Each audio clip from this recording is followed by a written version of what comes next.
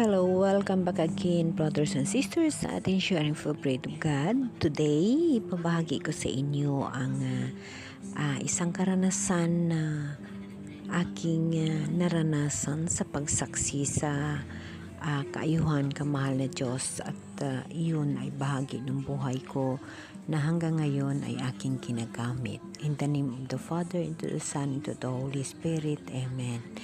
Lord, nagpapasalamat ako sa iyo ngayong araw dahil binigyan mo ako ng pagkakataon na magbahagi ng aking karanasan sa pagsaksi sa iyong ganap na grasya sa buhay ko.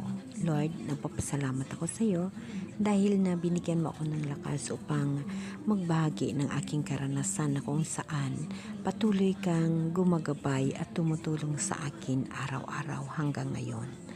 Brothers and sisters, ang aking karanasan na ito noong ako'y nag-aaral ng high school sa pamagitan ng tinatawag na mirakulo sa young age na tinatawag, nakaranas na ako ng tinatawag na miracles of God o naging saksi ako sa isang mirakulo na bahagi ng buhay ng aking nanay.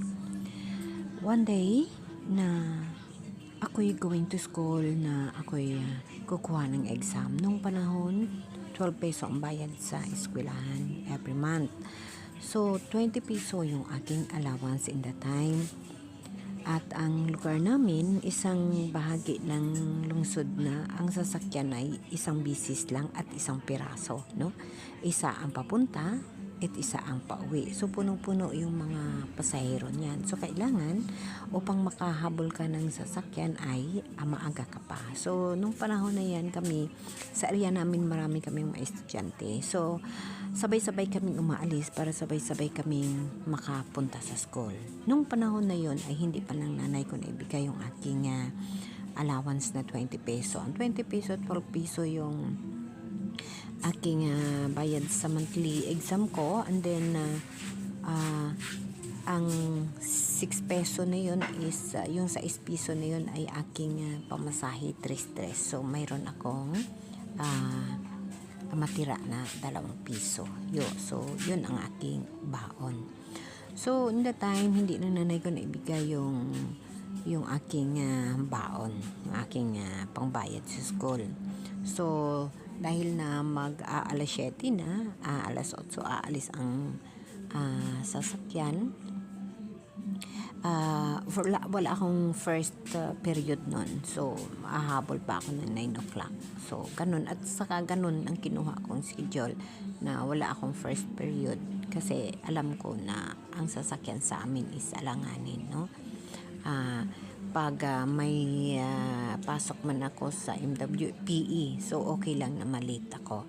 No, kay athlete man ako sa aming school. So, kumbaga, okay lang, no? May consideration. So, back to the topic tayo. So, paalis na ako. Sinabi ko na sa nanay ko, nanay, aalis na ako. Ang nanay ko, doon na panic kay nakalimutan niya nga kung saan niya nilagay yung 20 peso. So, naghahanap sa doon sa wallet niya. So, para hindi siya panic nang gusto nang balik muna ako sa kwarto at nag-ayos ng gamit ko. Tapos, ang nanay ko nanahimik. May pupunta sa kusina, naramdaman ko, at saka may babalik doon sa lamisa, no? Sa dining. Nang ako'y paalis na, nakikita ko na yung aking mga kasama na nandoon sa gitna ng talamnan, sila iaalis na. Pumunta ako sa nanay ko muli, kay i-remind ko, pero I feel na may something happy na sa kanya. Nang pagsilip ko sa pinto, ang nanay ko ay nakatayo sa lamisa. Tapos, nakabayaw yung 2 kamay. Tiningnan ko siya ay nananalangin. So, hindi ko siya din-disturb. Habang siya ay nananalangin, nagbalik muna ako sa aking kwarto. Nang maya-maya na may naririnig na akong umiingay doon sa lamisa, bumalik ako at nagsilip muli. Doon ko nakikita ang nanay ko na umiiyak. na nananalangin na siya. So, habang siya ay nananalangin, naririnig ko at nakikita ng dalawang mata ko ang mga sinasabi ng nanay ko. Siya ay nag-prayer tank na hindi ko maunawaan yung mga lingwahe na ipinagsasalita niya na lumalabas sa bunganga niya. So alam naman natin, ang nakakaalam at nagkakaroon ng gift of God na ang prayer tank ay isang lingwahe na pag ikaw personal mong nakakausap ang Diyos na hindi mo nauunawaan. Ang lamang ng damdamin mo ang nababasa ng Diyos. At ang Diyos lamang ang nakaunawa kung ano ang mga sinasabi mo. Sa atin na nakikinig, wala akong nakaintindihan nun. Ngunit mayroong interpreter pag mayroon tayo sa Temple of Community. In short, doon ko naranasan ang sinasabi ng Biblia na gift of God at aking nasaksihan doon sa aking nanay. Brothers and sisters, habang naririnig ko na nag-prayer tank ang nanay ko, na hindi ko alam kung anong kanyang hinihingi at siya umiiyak, dalawang mata ko mismo ang nakikita ng naga-floating na 20 peso pababa. Dahan-dahan na naga-floating na nakikita ng aking mata. Na yung bahagi na yun ng buhay ko, yun ang nagiging dahilan kung bakit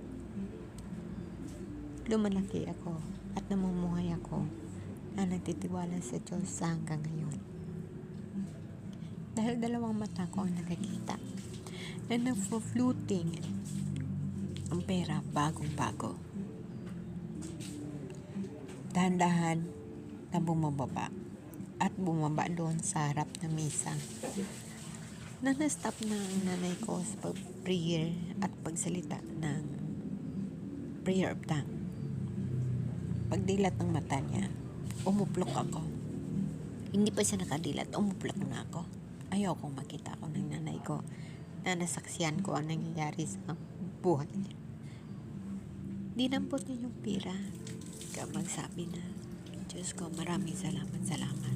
Marami pa siyang sinasabi. Ako naman, pumasok sa kwarto at umiyak. At nang paglabas ko, parang wala lang ako. Nang tinawag niya na ako at tinabot ang pera.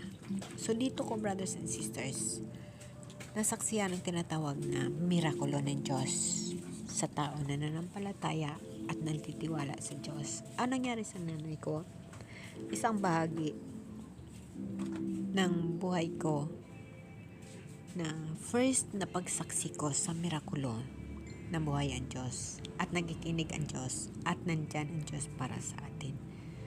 Ang mirakulo na bahagi ng buhay ko, mirakulo sa nanay ko dahil nagkaroon ng pira sa harap niya, at mirakulo sa buhay ko dahil nasaksihan ko na sa kanyang panalangin nakikita ko kung paano lumilipad yung pera sa hangin papunta doon sa kanyang harapan.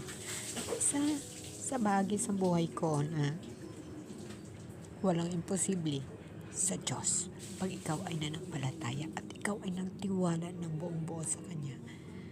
Kaya sa buhay ko, hinihingi ko ngayon sa mahal na Diyos na siya ang mag-control ng buhay ko dahil wala akong magawa at hindi ko alam ang aking gagawin.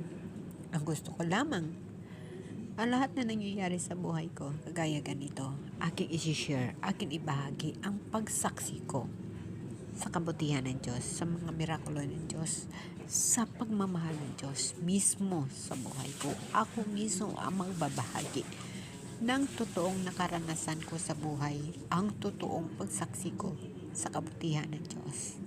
Amen. Amen. Maraming salamat.